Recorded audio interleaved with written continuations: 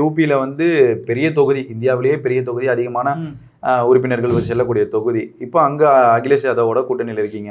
ஒருவேளை அவங்க அதிகமாக வெற்றி பெற்றுட்டா அவங்களுக்கு நீங்கள் வந்து விட்டு கொடுத்துருவீங்களா? அது நம்ம எலெக்ஷனுக்கு பின்னாடி பேச வேண்டிய ஒன்று. ஆனால் 2020 நடந்த பெங்களூர் மாநாட்டு இல்லை, அப்போ உடையக்கூடாது. இல்லை, வெற்றி பெற்றதுக்கு அப்புறம் கட்சி உடைய வாய்ப்பு இல்லை. மக்களோட நம்பிக்கை வீணா போயிடும். நிச்சயமா உடைய வாய்ப்பு இல்லை. 2020 எடுத்த ஒரு முடிவில் காங்கிரஸ் கட்சி என்ன சொன்னாங்க? எங்க தலைவர் மல்லிகார்ஜுன கார்கே, நாங்கள் பிரதமர் வேட்பாளருக்கு போட்டியில இல்லைன்றார், நாங்க ரேஸ்ல இல்லைன்றார். அப்போ பிரதமர் வேட்பாளர் யார் என்பதை தேர்தலுக்கு 24 காங்கிரஸ் வந்து பிரதமர் வேட்பாளரை விட்டு கொடுக்க தயாரா இருக்கு. நிச்சயமா நான் தயாரா இருக்கும். ஆனா அது தேர்தலுடைய முடிவுகளை பொறுத்து தான் இருக்கு. ஒருவேளை கூட்டணி கட்சி சார்ந்தவங்கன்னா காங்கிரஸ் தான் வழிநடத்தணும்னு விருப்பப்பட்டாங்கன்னா நான் வழிநடத்த ரெடி.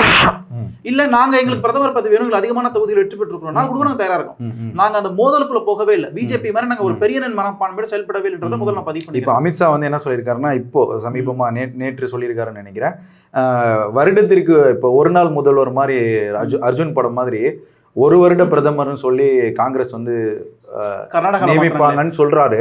அப்ப ஒருவேளை அமித்ஷாக்கு அச்சம் வந்துருச்சா? இல்ல, நீங்க கர்நாடகால பாத்தீங்கன்னா எடியூரப்பா முதலமைச்சரா இருந்தாரு. ஊழல் குற்றச்சாட்டுல உள்ள போனதுக்கு அப்புறம் வேற முதலமைச்சர் வந்தாரு. அதன் பிறகு திருப்பி எடியூரப்பா வந்தாரு. அவர் விமர்சனம் போல இருக்கு. அவர் விமர்சனம் எடுத்துக்கலாம். இல்ல, அப்படி வாய்ப்பே இல்லைங்க. நீங்க எதுக்கு அவ்வளவு ஒரு கீழ்த்தரமான விமர்சனத்தை அவங்க பண்ணணும்? ஒரு வருஷத்துக்கு ஒரு பிரதமர் ஏன் இந்தியாவில் இருக்கணும்? இல்ல, நான் அவர் விமர்சனத்தை ஏத்துக்கிறேன். ஆனா அவர் காங்கிரஸ் வந்துருங்கிற ஒரு அடிப்படையில சொல்றாரு. அவருக்கு அச்சம் வந்துருச்சான்னு கேக்குறாங்க. இல்ல, நிச்சயமா அதுவும் என்ன புரிஞ்சுக்க முடியுது. நீங்க பிஜேபியை சார்ந்தவங்களுக்கு என்னன்னா ஒரு பயம் தெரியுது எனக்கு. பிரதமர் மோடி உட்பட அவருடைய பேச்சுக்கள்ல இருந்தே ஒரு விஷயத்தை புரிஞ்சுக்க முடியுது. அடுத்து நம்ம ஆட்சியில் இருக்க போறது இல்லை, அடுத்து பிரதமராக யார் வருவாங்க, ஆட்சி கட்டில யார் வருவாங்க புரிஞ்சு போச்சு. அந்த அடிப்படையில் அவங்களே வந்து வாய் கொடுத்து மாட்டிக்கிறாங்கன்ற நீங்க சொன்ன மாதிரி. அப்ப அடுத்து வந்து வருஷத்துக்கு ஒரு பிரதமர் வருவாங்கன்னு இந்தியா கூட கை காட்டி பேசுறாங்கன்னா நிச்சயமாக வெற்றி பெற போறதா அர்த்தம்.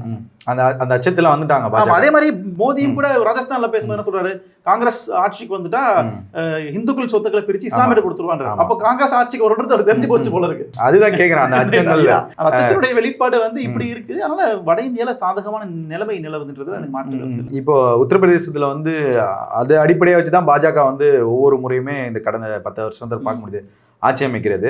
இப்போ இந்த முறை வந்து அதாவது கருத்து கணிப்புங்கிறது எவ்வளோ உயரத்துக்கு இருந்துச்சோ அந்த உயரத்துக்கு அப்படியே குறையுது.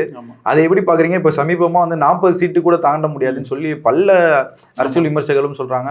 நார்த் இந்தியாஸ்லும் பேசப்படுது, வெளிநாட்டு ஊடகத்திலையும் இந்த செய்தியாக பார்க்கப்படுது. இதை எப்படி நீங்கள் பார்க்குறீங்க? இது காங்கிரஸுக்கு பெரும் எவ்வளோ ஆதரவாக இருக்குது? இல்லை, நல்ல ஒரு ஆதரவு இருக்குது. நான் ஏற்கனவே சொன்னதான், உத்தரப்பிரதேசம், பீகார், ராஜஸ்தான், மத்திய பிரதேஷ் போன்ற மாநிலங்களில் மிகப்பெரிய கோரிக்கையாக வைத்தது என்னன்னா சாதிவாரி கணக்கெடுப்பு தான். அப்போ அங்கே வாழக்கூடிய ஓபிசி சமூகத்தினுடைய மிகப்பெரிய தேவையாக இது இருக்கு. இப்போ இல்லை, 30 வருஷமா இருக்கு. அந்த தேவையை மோடி நிறைவேற்றினாரா? நிச்சயமா இல்லை. அப்போ அந்த இடத்துல சமூக நீதி பேசக்கூடிய கட்சிகளான சமாஜ்வாதி கட்சியும் ஆர்ஜேடி கட்சியும் இன்று காங்கிரஸ் கூட்டணியில் சேர்ந்திருக்குது. அது மட்டும் இல்லாமல் காங்கிரஸ் எப்பொழுதும் இல்லாத அளவுக்கு இந்த முறை சமூக நீதி குறித்து தீவிரமாக பேசுது. அப்ப இதெல்லாம் வச்சு பார்க்கும்போது உங்களுக்கு யூபியில 40 சீட் பிஜேபி வருது, ஆச்சரியப்படுறதுன்னு சொல்றீங்களா? அதுவுமே உண்மைதான். 40 சீட்டுக்கு மேல யூபியில பிஜேபி வந்தா பெரிய விஷயம் அது. ஏன்னா அங்க இருக்கக்கூடிய பிற்படுத்தப்பட்ட சமூகங்கள் எல்லாமே பிஜேபி எதிராக திரும்பி இருக்காங்க. மோடி தன்னை ஒரு ஓபிசின்னு சொல்லி எலெக்ஷன் நின்னாரு. நீங்க அத்தனை ஓபிசி சமூகமும் பிஜேபிக்கு எதிராக திரும்பி நிக்குது. இப்ப பாஜகவுக்கு எதிராக திரும்பி நிக்கிறாங்க. ஆனா வந்து அவங்க அடிக்கடி அங்க உத்தரப்பிரதேசத்துல நான் சொல்ற குறிப்பா அதிகமா யூஸ் பண்ற வார்த்தை இந்துத்துவா. இப்ப அந்த இந்துத்துவாங்கிற ஆதிக்கம் குறைஞ்சிருச்சு. நிச்சயமா குறைஞ்சிருச்சு. அதுதான் நீங்க இந்தியாவில வந்து இந்துத்துவாவினுடைய ஆதிக்கத்தை குறைக்கணும்னா சமூக நீதி பேசணும். ராமர் கோவில்லாம் வேற கட்டியிருக்காங்க. அது ஒன்னும் எஃபெக்ட் இல்லையே. நீங்க தமிழ்நாடு நல்ல உதாரணம் சார். தமிழ்நாட்டுல இந்துத்துவா உள்ள நுழையாம இருக்கிறதுக்கு காரணம் சமூக நீதி அரசியல் தீவிரமா இருக்கிறதுனால. இங்க நம்ம 3:97 பிரிச்சிருக்கோம்ல, அந்த மாதிரியான ஒரு பிரிவு நீங்க வட இந்தியால சமூக நீதி அடிப்படையில் உருவாக்கிட்டீங்கன்னா இந்துத்துவாக்கு அங்க செல்ஃப் எடுக்காது. அந்த அடிப்படையில உங்களுக்கு வட இந்தியால காங்கிரஸ் கட்சி இன்னைக்கு பேசக்கூடிய சமூக நீதி அரசியல் வந்து பிரித்து பார்க்கிறது. அங்க ஓபிசி எஸ்சி சமூகத்தினுடைய முன்னேற்றம் குறித்து பேசுகிறது. அப்ப ஆட்டோமேட்டிக்கா இந்துத்துவோடைய அங்க வியாபாரம் ஆகாது.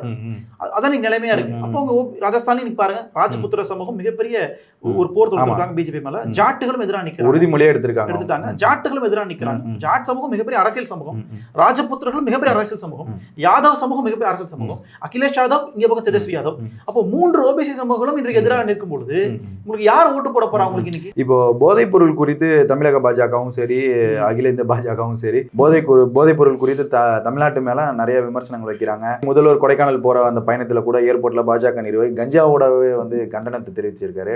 இதெல்லாம் ஒரு பக்கம் இருக்க, குஜராத்தில் பல வருடங்களா ஆட்சியில் இருக்கிற பாஜக பல கோடி மதிப்புல வந்து போதைப் பொருள் கடத்தல வந்து சிக்கியிருக்காங்க. இது எப்படி பாக்குறீங்க நீங்க? இல்லை, நாங்கள் ரொம்ப நாளாக சொல்றதுதான் சார், இந்த பிஜேபின்றவங்க உண்மையிலேயே அதிகாரத்தில் இருக்கிறவங்க வந்து மிக திறமைசாலிகள் இருந்தாலும் இந்த களத்தில் இருக்க பூரா பேர் காமெடி பீஸ்.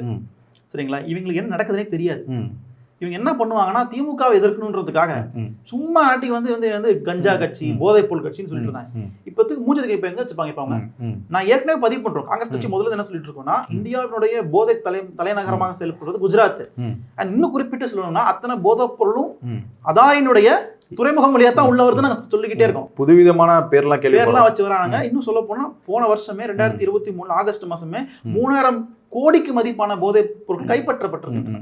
இதே குஜராத்ல முந்த்ரா துறைமுகத்துல.